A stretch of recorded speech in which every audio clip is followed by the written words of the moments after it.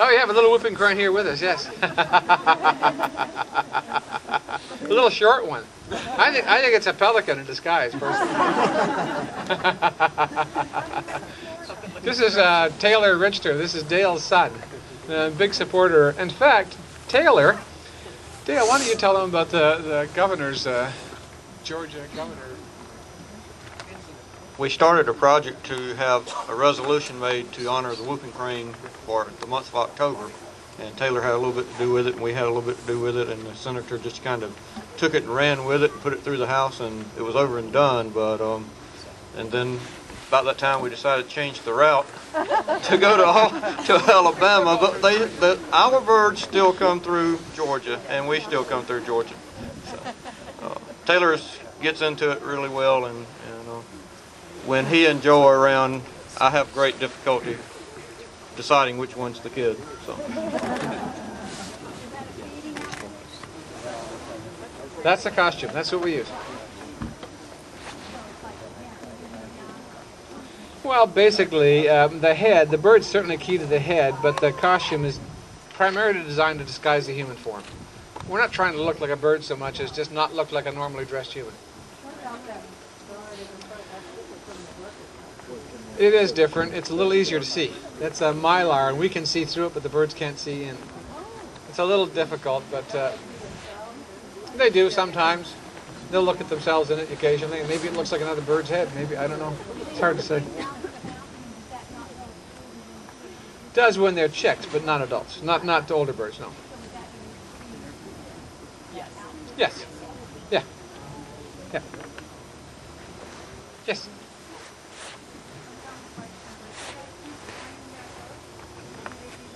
No, God, no. No, it's a one-way trip.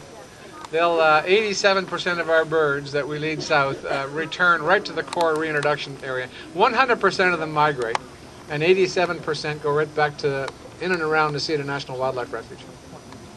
Yeah. Blue crabs are a critical part of their diet, and I'm concerned about the fact that it's a single-minded diet.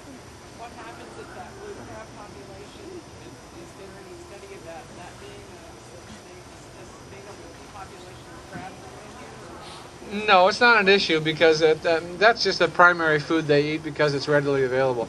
Whooping cranes are omnivores. They'll eat just about anything. So in Texas, they eat wolfberries if the population of blue crab is down.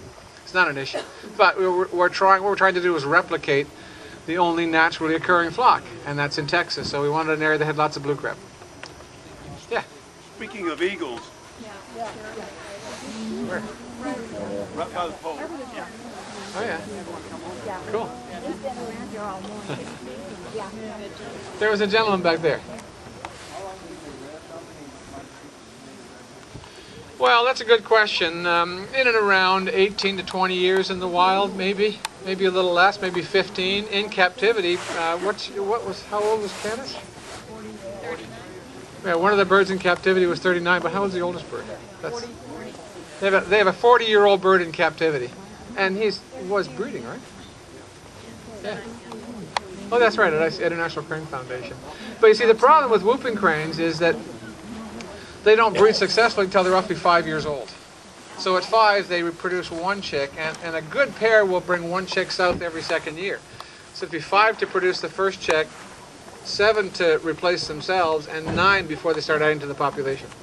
So it's a slow process. Yeah. Are there any plans to bring about a program like this in Asia for the Siberian cranes?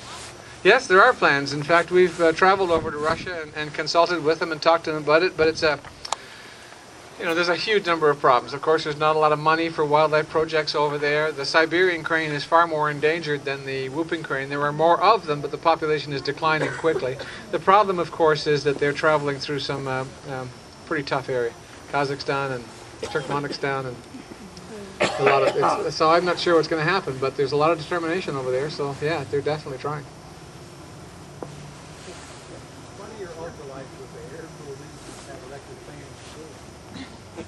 It's not an electric fan, it's a power-driven fan.